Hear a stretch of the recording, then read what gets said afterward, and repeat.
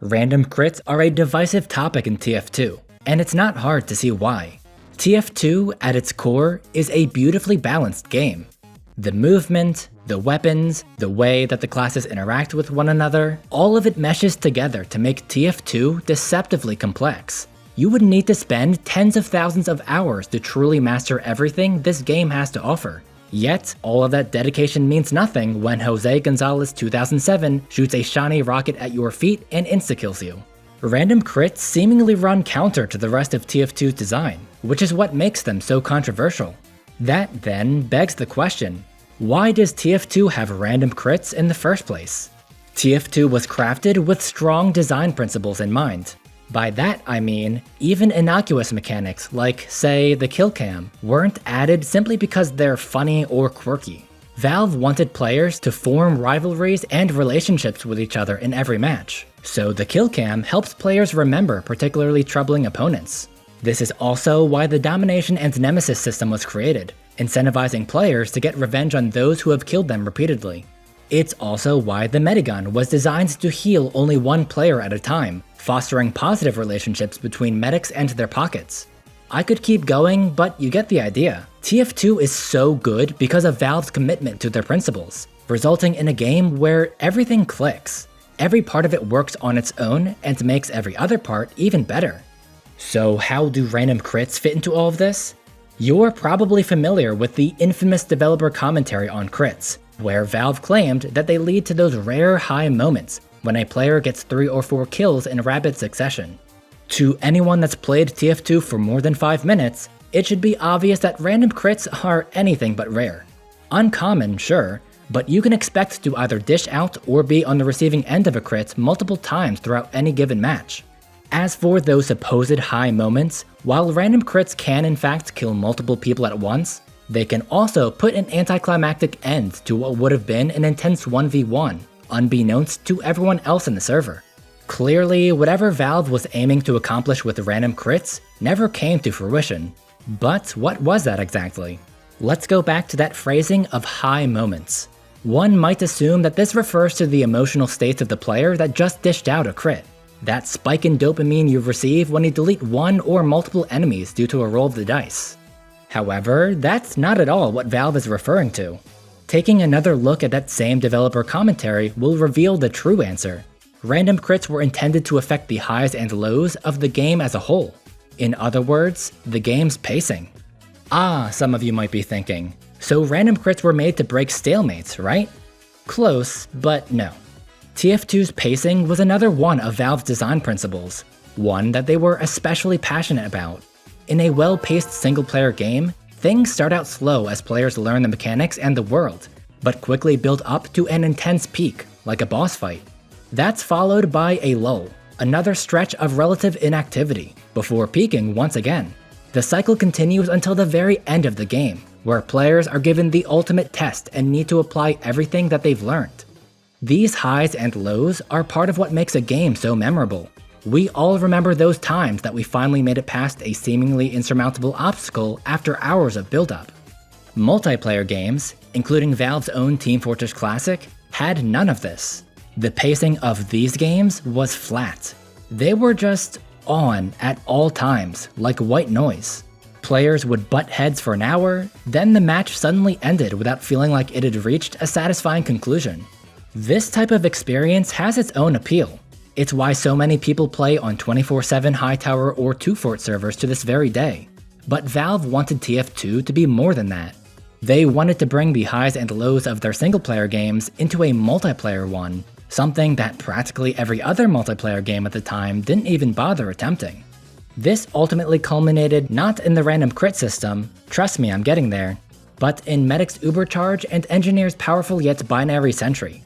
Sentries would force players to slow down by punishing those that played too aggressively, while Medic's Ubercharge would in turn force progress onto any stalemates by ripping through sentries and players alike with invulnerability. If the ensuing chaos that followed an Uber push didn't end the game, the defending team would be able to rebuild and slow the game back down. This back and forth between stability and chaos would theoretically result in the type of pacing that Valve wanted for TF2. And in practice, I'd say that they accomplished this pretty well. But there was one piece to the puzzle that was still missing. The, to quote TF2 developer Charlie Brown, final crescendo at the end of the game where everything comes together to form a satisfying conclusion. Valve didn't want matches to fizzle out or end abruptly. They wanted that lengthy build-up. To understand where I'm going with this, let me first ask, has this ever happened to you? Your team has just pushed onto a point and killed nearly everyone on the opposing team. The final point is all that follows, so you think to yourself, this is it, we've won the game. But once your team caps the point and moves on to the final one, you find that the enemy team has already started rebuilding their defenses and forces you to fall back. How did this happen? Simple, your team failed to capitalize on your momentum. When the enemy team respawned, they had enough breathing room to rebuild their defenses because no one pushed up to deter them. Recognizing when your team has momentum requires game sense. Or, as of Meet Your Match, looking up at the top of the damn screen. Capitalizing on your team's momentum requires coordination, since a single player pushing into last probably won't accomplish much. It takes a few people pushing up at the same time while the rest of the team caps to keep the enemy on the back foot for long enough. And, unsurprisingly, teams of 12 strangers not being able or willing to communicate effectively was an issue that Valve had been trying to solve since day one.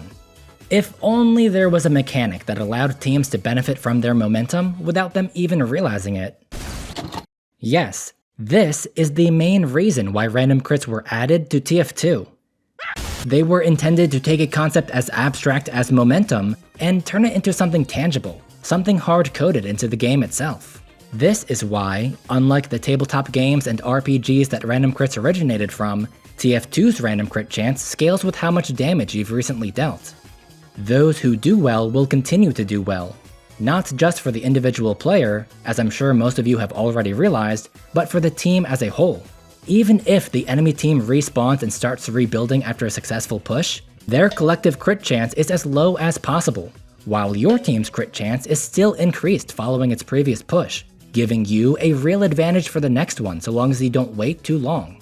It's like a domino effect, where after several small gains and losses, one team suddenly turns a string of small gains into a complete steamroll, the final crescendo at the end of the match that Valve was aiming for. The idea of turning a team's momentum into a tangible advantage through an in-game mechanic is so cool and so genius, and it doesn't actually work like that at all. Like, at all. Everything I just said about how random crits feed into momentum swings is entirely theoretical. Don't get me wrong, this was absolutely how Valve intended for random crits to work. It was their implementation that led to crits not actually working the way that Valve wanted them to. The only reason why random crits would further momentum swings in the first place is due to how their odds scale with damage, as I've already explained. But there are some issues with how that scaling is calculated. The base rate, or the chance of rolling a crit without dealing any prior damage, is too high. And the linear increase for one's crit chance after dealing damage is too slow. You need to deal 550 damage within just 20 seconds for your crit chance to be as much as a result of that damage as the base rate. For reference, that's about as much damage as it takes to fill the battalion's backup or the buff banner. These two factors lead to random crits happening way too often, even for people that are fresh out of spawn, yet not happening noticeably more for those who have been dealing lots of damage, which is the opposite of what Valve wanted. If Valve really wanted random crits to regularly contribute to those momentum swings, they would need to lower the base rate and crank the linear increase up, which is exactly what they did. Yeah, what you're seeing now is the old system for calculating crits. It was changed in February of 2009 to the system that we have today, where the base rate is lower but the linear increase is steeper. Valve also halved the cutoff point where your crit chance no longer increases from 1600 damage to 800. But dealing over 800 damage within 20 seconds isn't common enough for this to make as much of a difference as the graph would lead you to believe. The vast majority of crit rolls are happening to the left of this new cutoff point. Valve ended their blog post explaining these changes by reminding players that, quote, if you've just killed 2 or 3 enemies, now's the time to push. Clearly, they were hopeful that this new system would make random crits affect a match's pacing in the way that they had originally wanted. And clearly to anyone that was playing TF2 following this update, this was not the case. No one that's playing to win is seriously considering the random crit chance when deciding whether or not to push, because even the maximum of 12% is nowhere near enough to be relied on.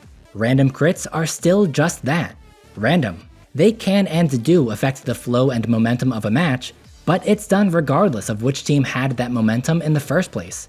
Just as a player on offense can secure a win by rolling a crit after a big push, a player on defense can squander a would-be push in the same way.